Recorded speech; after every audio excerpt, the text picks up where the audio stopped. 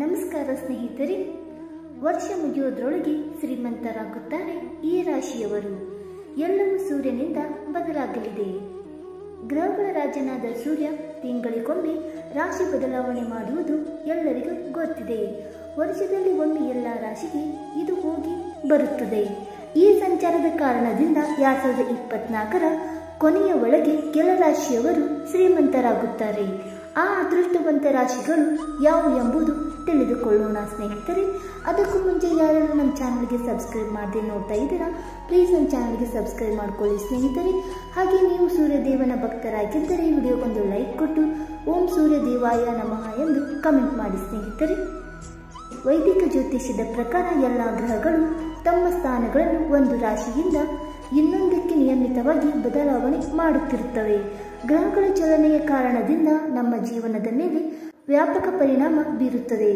ಒಂದು ಗ್ರಹವು ತನ್ನ ರಾಶಿಯನ್ನು ಬದಲಾಯಿಸಿದಾಗ ದೇಶ ಮತ್ತು ಪ್ರಪಂಚದ ಮೇಲೆ ಮತ್ತು ಮಾನವನ ಜೀವನದ ಮೇಲೆ ಪರಿಣಾಮ ಬೀರುತ್ತದೆ. ಹಾಗೆಯೇ ಸೂರ್ಯದೇವನು ಪ್ರತಿ ತಿಂಗಳು ತನ್ನ ರಾಶಿಯನ್ನು ಬದಲಾಯಿಸುತ್ತಾನೆ. ಸೂರ್ಯದೇವರನ್ನು ಗೌರವ ಮತ್ತು ಖ್ಯಾತಿಗೆ ಕಾರಣವಾದ ಗ್ರಹವೆಂದು ಪರಿಗಣಿಸಲಾಗಿದೆ. ಸೂರ್ಯನ ರಾಶಿಯನ್ನು ಬದಲಾವಣೆಯಿಂದಾಗಿ ಇದರ ವ್ಯಾಪಕ ಪ್ರಭಾವವು ಕಂಡುಬರುತ್ತದೆ.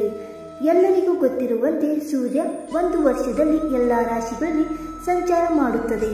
ಹಾಗಾಗಿ ಇದರಿಂದ ಅನೇಕ ಲಾಭಗಳು ಸಿಗುತ್ತದೆ.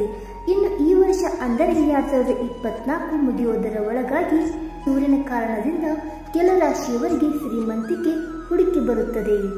ಕೆಲವು ರಾಶಿಯವರಿಗೆ ಹಠಾತ್ ಆರ್ಥಿಕ ಲಾಭವನ್ನು ಪಡೆಯುತ್ತಾರೆ. ಆ ರಾಶಿಗಳು ಯಾವುವು ಎಂದು ತಿಳಿದುಕೊಳ್ಳಿ ಸ್ನೇಹಿತರೆ. ಮೊದಲನೇದಾಗಿ ಮೇಷರಾಶಿ. ಮೇಷರಾಶಿಯ ಜನರಿಗೆ ಸೂರ್ಯನ ಸಂಚಾರವು ತುಂಬಾ ಮಂಗಳಕರವಾಗಿದೆ ಎನ್ನಲಾಗುತ್ತದೆ. ಈ ಸಮಯದಲ್ಲಿ ನೀವು ನಿಮ್ಮ ಮಗುವಿನಿಂದ ಕೆಲವು ಒಳ್ಳೆಯ ಸುದ್ದಿಗಳನ್ನು ಪಡೆಯಬಹುದು. ಈ ಸಮಯವು ಬಹಳ ಅನುಕೂಲಕರವಾಗಿರುತ್ತದೆ ಮತ್ತು ಅದೃಷ್ಟವು ನಿಮ್ಮ ಕಡೆ ಇರುತ್ತದೆ.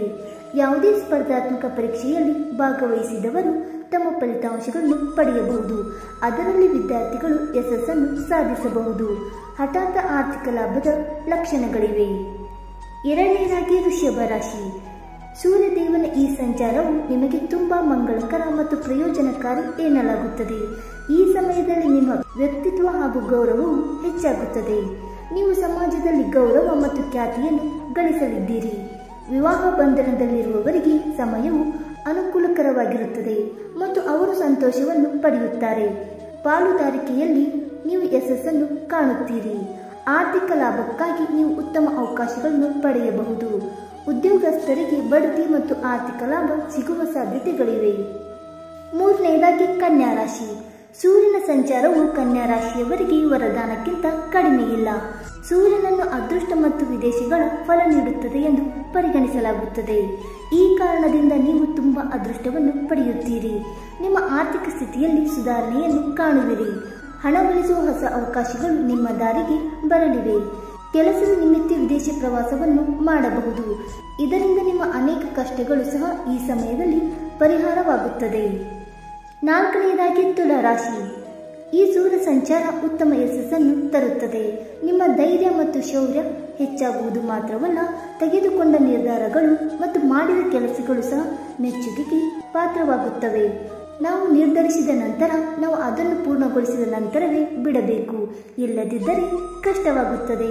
ನಿಮ್ಮ ತಂತ್ರಗಳನ್ನು ಗೌಪ್ಯವಾಗಿ ಇಟ್ಟುಕೊಂಡು ಕೆಲಸ ಮಾಡಿದರೆ ನೀವು ಹೆಚ್ಚು ಯಶಸ್ವಿಯಾಗುತ್ತೀರಿ. ಐದನೇದಾಗಿ ಕುಂಭರಾಶಿ. ಸೂರ್ಯ ಸಂಚಾರವು ನಿಮಗೆ ಅನೇಕ ಅನಿರೀಕ್ಷಿತ ಆಹ್ಲಾದಕರ ಫಲಿತಾಂಶಗಳನ್ನು ತರುತ್ತದೆ. ಕಷ್ಟಪಟ್ಟು ಕೆಲಸ ಮಾಡಿದರೆ ಹೆಚ್ಚು ಯಶಸ್ಸು ಸಿಗುತ್ತದೆ. ಪೂರ್ವಿಕರ ಆಸ್ತಿಗೆ ಸಂಬಂಧಿಸಿದ ವಿವಾದಗಳು ಬಗೆಹರಿಯಲಿವೆ.